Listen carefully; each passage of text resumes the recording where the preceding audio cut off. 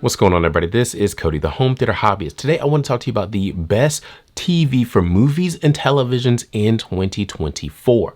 Over this past weekend, Value Electronics put on their annual TV shootout. And in this particular shootout, what they do is they calibrate several TVs and they compare them to a reference monitor to understand what's the best for SDR, HDR, and just overall movie and TV watching content. They don't talk about gaming or anything like that. This is specifically about calibrated TVs and movies.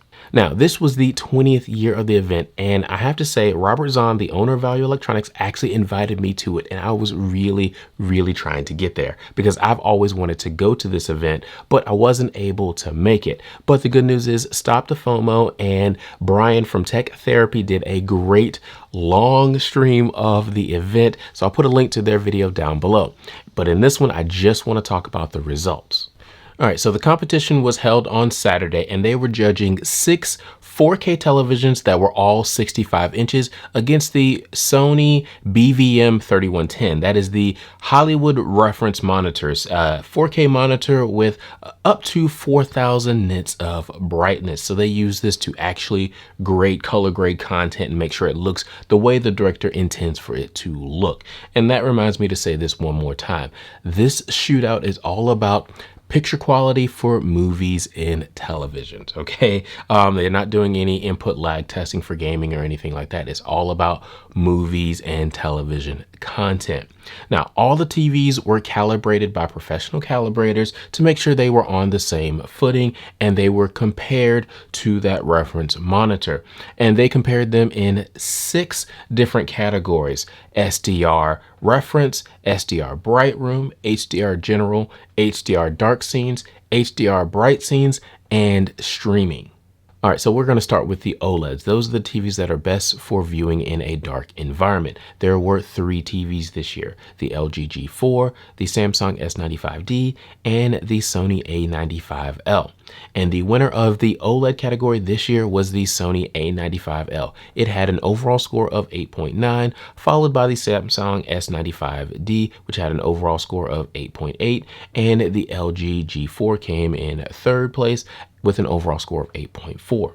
Now, the Sony A95L won 4 of the 6 categories, including SDR reference, HDR general, HDR bright scenes, and streaming, and the Samsung S95D won the other 2 categories, SDR bright room and SDR bright scenes. So again, that's just kind of how it shook out.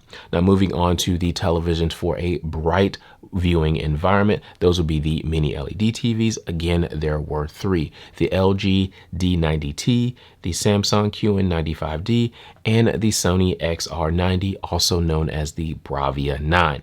And in this category, again, the Sony was the winner. The Sony XR90 or Bravia 9 won with an overall score of 8.1, followed by the Samsung QN95D with an overall score of 8.0.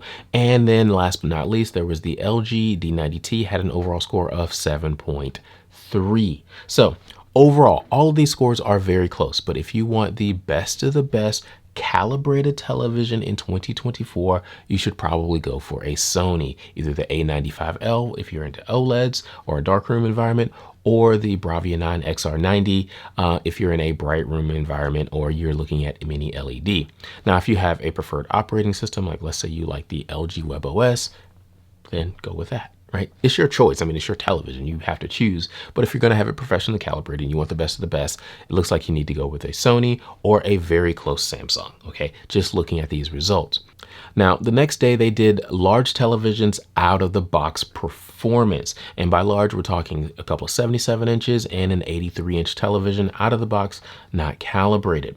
And they found that the Sony A95L won that one, followed by the LG G4, and then came the Samsung S95D. All OLED televisions, all large, 77, 83 inches.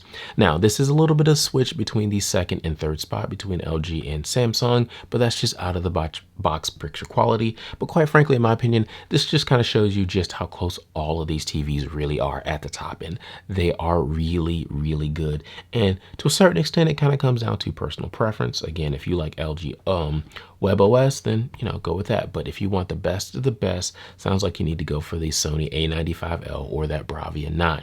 Now, I'll leave links to all of these televisions in the description below so you can check them out. Again, I want to thank Robert Zahn and the folks at Value Electronics for putting this on for 20 years. Hopefully I can get there myself. Next year, it'd be great to actually watch the competition live. But if you want to see more coverage, again, I'll put a link to the Stop the FOMO video in the description below. Thank you guys for watching.